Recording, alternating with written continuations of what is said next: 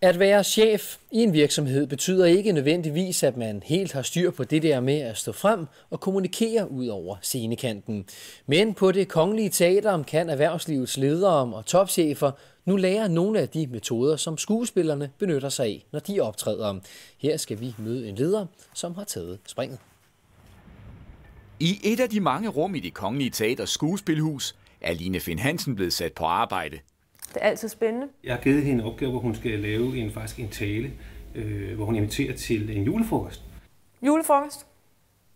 Det skal vi selvfølgelig have igen i år. Vi har haft et godt år. Talen kunne i virkeligheden handle om hvad som helst andet end julefrokost, for det er måden, Line Finn Hansen serverer sit budskab på, som det handler om. Vi skal have fundet ud af, hvem der har fået pudset danseskoene. Til daglig arbejder hun her i Valby, hvor hun er projektdirektør i Edlund AS, en 155 mand stor softwarevirksomhed, som producerer administrationssystemer til forsikringsbranchen. Der er der masser af situationer, hvor man skal kommunikere et eller andet, man tænker, gud nej, hvad er den rigtige måde at kommunikere det her på? Få det sagt på den rigtige måde, så folk forstår, hvad det er, man siger. Og det kan da godt være, at det er super lysende klart inde i ens eget hoved, men at få det kommunikeret ud, så alle er med på det, det er ikke nødvendigvis bare lige til. Derfor har hun valgt at tage på et nyt, utraditionelt lederkursus. Et kursus, som er opstået i et samarbejde mellem en privat konsulentvirksomhed og Det Kongelige Teater. Er det fordi de her mennesker, som kommer igennem jeres kurser, skal lære at spille skuespil?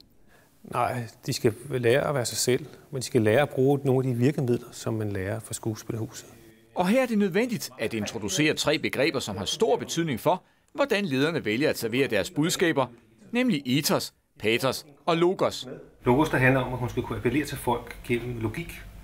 Ethos handler om, at hun skal kunne appellere til folk ved at bruge sig selv. Og pathos, der handler om, at hun skal kunne appellere til folk ved at igangsætte deres følelser. Så det er noget, der går tilbage til de gamle grækere, men som er utrolig vigtigt, man kan som leder. Nu skal vi så prøve, hvor du selv sætter dig selv lidt på linen. Det vil sige, at du skal bruge dig selv til meget jeg med ethos-delen. Jeg er i hvert fald klar til fest, det håber jeg også, I er. Det bliver simpelthen årets fest. Dit sprog og din krop fuldt med. Og det med sproget, stemmen og kroppen ved Lisbeth Holt Jørgensen en masse om. Ja. Og kunne du høre, at her der kom det meget til ja. Ikke, hvor du kommer til at knirke ind på den, ikke? Og der lukker du dig sammen. Ikke? Til daglig træner hun Det Kongelige Teaters skuespillere i at få krop og stemme til at spille sammen. Sådan at talen ikke bare kommer som en indstuderet del fra hovedet og ud, men at du faktisk når at få hele den der forbindelse med din krop og den person, du er, til at tale med.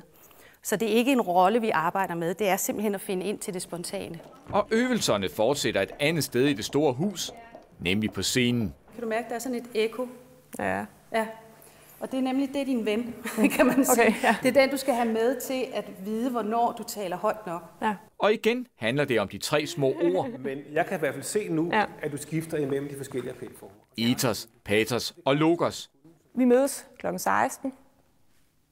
Samme sted, som vi plejer. Jeg siger mad, og jeg siger selskaber, jeg siger fest. Godt tænke mig, at den første er endnu mere logos. Ja. Den bliver meget ethos-agtig. 80% af ledelse handler om kommunikation. Hvis man ikke kan kommunikere som leder, så kan man ikke få sine medarbejdere med sig. Man kan ikke få snakket med sine kunder ordentligt, og man kan sådan set heller ikke kommunikere ordentligt med medierne. Så det er en nøglekompetence hos enhver leder i dag. Vi skal have et brag af en fest. Og det handler om at få kroppen til at spille med. Bolden er et middel til at nå en spontan reaktion på, at kroppen er med i det, du siger. Og så er målet jo altid at få implementeret det, sådan at midlerne bliver overflødige, men at vi når ind til målet. Nu demonstrerer jeg lige her, ikke? Prøv lige at sætte dig ned i gang.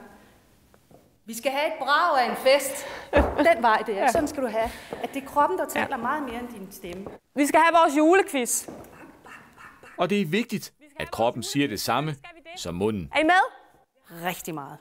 Rigtig meget. Og der er for at tage fat i skuespillerens arbejde, ikke? Så starter man jo altid med ordet til læseprøven i manuskriptet, og så går al prøvetiden ud på at få krop på. For Line Finn Hansen, der er vant til at arbejde i en verden af tal og fakta, er det en udfordring at få følelserne med i præsentationen. For mig er det nok noget med at kaste mig selv mere personligt ind i det. Vi skal have et brag af en fest.